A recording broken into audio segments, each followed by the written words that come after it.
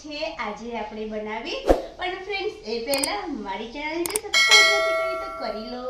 હું આવી નવી નવી રેસીપી લઈને આવી તો ચાલો આપણે બનાવીએ શાહી મટર મખાના। આ એક અલગ ડીશ છે જે હેલ્થ સાથે તેમજ જીભને સ્વાદ આપે એવી ડીશ છે।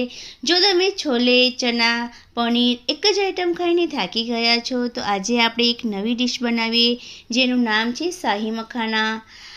શાહી મખાના હેલ્ધી ડીશ સાથે સાથે લો કેલરી ડીશ પણ છે, સાથે પ્રોટીન યુક્ત પણ છે અને ટેસ્ટમાં ખૂબ યમી છે। તો ચાલો આપણે બનાવીએ શાહી મટર મખાના।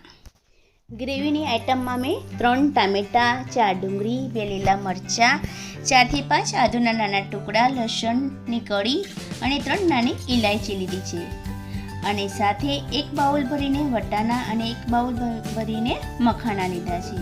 તો સૌ પ્રથમ આપણે મખાનાને શેકી લઈશું, એને રોસ્ટેડ કરી લઈશું જ્યાં સુધી અંદરની હવા નીકળી ના જાય અને કડક ના થાય ત્યાં સુધી આપણે એને શેકવાના છે, એટલે કે થોડા હલકા બ્રાઉન કરવાના છે।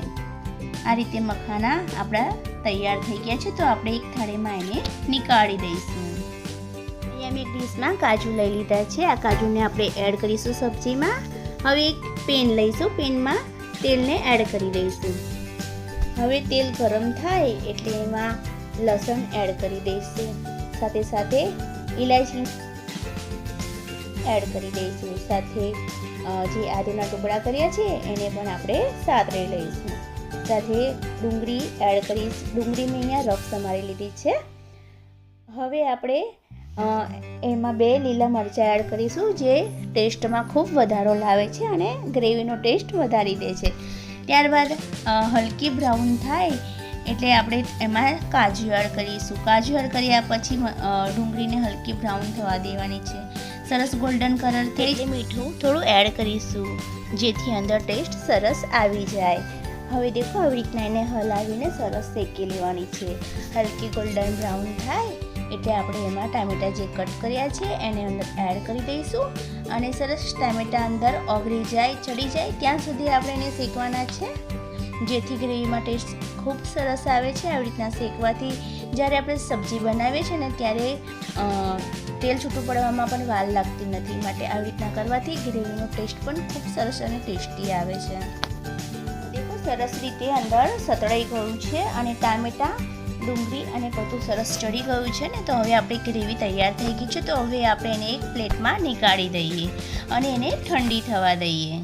ગ્રેવી ઠંડી થાય છે ત્યાં સુધી મેં અહીંયા વટાણાને બોઇલ કરી દીધા છે, તો આપણે એને 4 થી 5 મિનિટ ચડવા દઈશું જેથી વટાણા ચડી જાય અને શાક બનવામાં વાર ના લાગે। ગ્રેવી ઠંડી થઈ ગઈ છે મિશ્રણ, તો હવે આપણે એક મિક્સર જારમાં આપણે એને લઈ લઈએ અને મિક્સ કરી લઈએ। તો દેખો અહીંયા મેં ગ્રાઇન્ડર કરી દીધું છે અને ગ્રેવી આપણી તૈયાર થઈ ગઈ છે। તો હવે આ ગ્રેવીને આપણે સાતળવાની છે। તો અહીંયા પેનમાં મેં તેલ લઉં છું,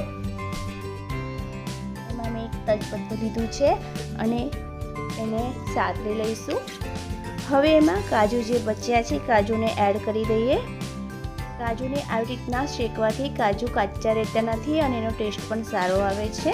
તો હવે જે આપણે ગ્રેવી તૈયાર કરી છે એ ગ્રેવીની અંદર સાતળી દઈશું અને ત્યાં સુધી સાતળશું જ્યાં સુધી એમાંથી તેલ છૂટું પડે ના।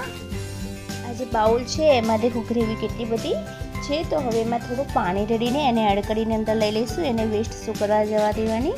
તો એને પણ આપણે ગ્રેવીમાં એડ કરી દઈએ અને સરસ રીતે મિક્સ કરી લઈએ। હવે એમાં મસાલો કરી દઈએ। તો અહીંયા મેં શાહી મસાલો લીધો છે, 2 ચમચી લઈશ, 1 ચમચી હળદર અને 1 ચમચી લાલ મરચું। આ રીતે એને મિક્સ કરી લઈશું અને જ્યાં સુધી તેલ છૂટું ના પડે ત્યાં સુધી આપણે એને સાતરીશું। હમણાં મેં આમાં મીઠું નથી એડ કરતી કારણ કે ગ્રેવીમાં આપણે મીઠું એડ કર્યું હતું। ગ્રેવીમાં તેલ છૂટું પડી ગયું છે ને દેખો સરસ રીતે સતરાઈ ગઈ છે, તો આપણી ગ્રેવી તૈયાર થઈ ગઈ છે। તો એમાં જે વટાણા આપણે જે બોઇલ કરેલા છે એ વટાણાને એડ કરી દઈએ। એડ કરીને બરાબર મિક્સ કરી લઈશું અને એમાં 1 ગ્લાસ જેટલું આપણે થોડું પાણી એડ કરીશું। એડ કર્યા બાદ આપણે એમાં ક્રીમ એડ કરવાની છે। તો અહીંયા જે મલાઈ હોય છે એ મેં ફ્રેશ મલાઈ લીધી છે, તો 1 નાની વાડકી મલાઈ ભરીને હું એડ કરું છું. અને જો તમારી પાસે મલાઈ ફ્રેશ ના હોય તો તમે રેડીમેડ ક્રીમ પણ એડ કરી શકો છો.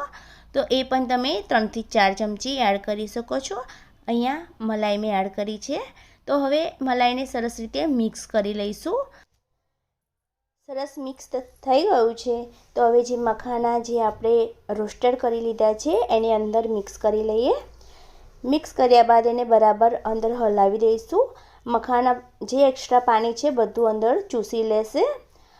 હવે એને સરસ રીતે અંદર મિક્સ કરવાનું છે. દેખો મખાનાને એકદમ ગ્રેવીમાં મિક્સ કરી લેવાના છે. હવે આપણે જે એક્સ્ટ્રા પાણી જે અંદર એડ કર્યું છે એ પ્રમાણે થોડું મીઠું એડ કરી દઈશું. ટેસ્ટ પ્રમાણે મીઠું એડ કરી દેવાનું છે. હવે મીઠું એડ કર્યા બાદ આપણે એને કૂક થવા માટે મૂકી દેવાનું છે. તો એની ઉપર ઢાંકણ લગાવી દઈશું.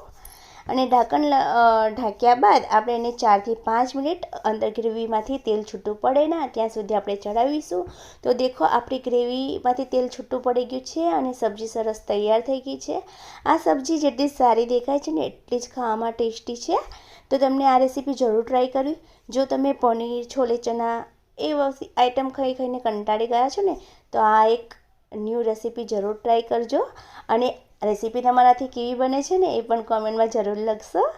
તો ફ્રેન્ડ્સ, તમે જો મારી ચેનલ સબસ્ક્રાઈબ કરી ના હોય તો કરી લેજો અને લાઈક તો શ્યોર કરજો. તો ચલો હવે હું એક નવી રેસીપી લઈને આવીશ. Bye bye.